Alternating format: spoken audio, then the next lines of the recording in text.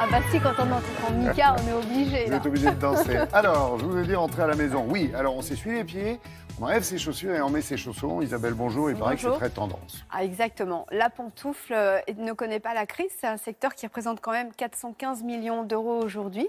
Et puis, vous avez plein de marques bien de chez nous, bien françaises, Cocorico, qui se lancent sur le marché et qui proposent plein de choses. C'est important.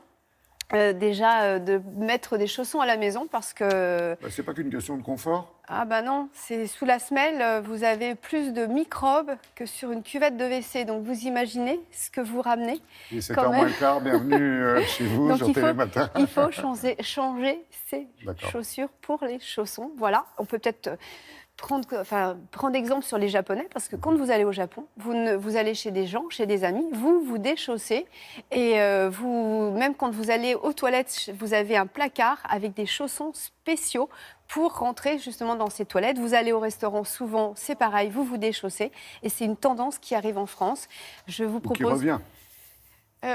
Oui, mais bon, on en parlait ce matin. Vous avez pas mal maintenant de jeunes qui, quand vous arrivez, déchaussez-vous, pas de chaussures chez moi. Voilà, donc je vous propose 3 marques aujourd'hui qui ne manquent pas de créativité, d'originalité et surtout qui sont made in France. Regardez.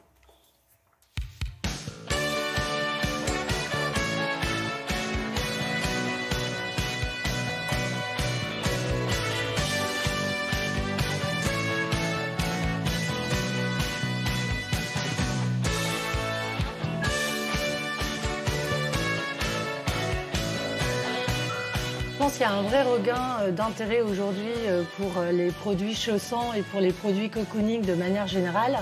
Parce qu'on est dans une société où tout va très vite et les gens ont envie de se reconnecter avec des valeurs sûres. Le parti pris de la pantoufle à pépère, c'était de dépoussiérer les codes, essayer de rendre la charentaise peut-être un petit peu plus sexy qu'elle ne l'était. Fabriqué en France aussi, c'était quelque chose qui était primordial parce que ça répondait aussi à nos valeurs. C'est un produit qui est très léger, qui est très chaud, très confortable. On est sur un produit naturel avec un intérieur qui est 100% laine vierge. On se rapproche des tendances de la mode, bien sûr, pour définir nos plans de collection. On a 60% de notre clientèle qui est la clientèle masculine. On touche 40% des femmes aujourd'hui. Et c'est souvent finalement les femmes qui achètent aussi pour leurs hommes.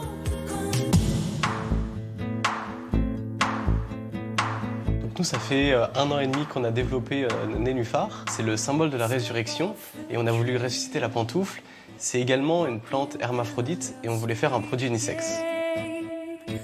Nos chaussons sont très légers, ils sont entièrement au cuir. À l'intérieur, on a mis une mousse à émoire de forme et du velours, donc c'est un modèle qu'on a travaillé avec un podologue. On s'est associé également avec une styliste pour avoir un produit qui soit très design. Le but, c'est de pouvoir recevoir des gens quand vous êtes chez vous, tout en restant classé et élégant. C'est surtout dans l'usage où on a essayé de redéfinir l'intérieur. C'est-à-dire qu'on a des personnes qui les portent dans leur voiture, dans l'avion, ça peut être chez eux, ça peut être au bureau.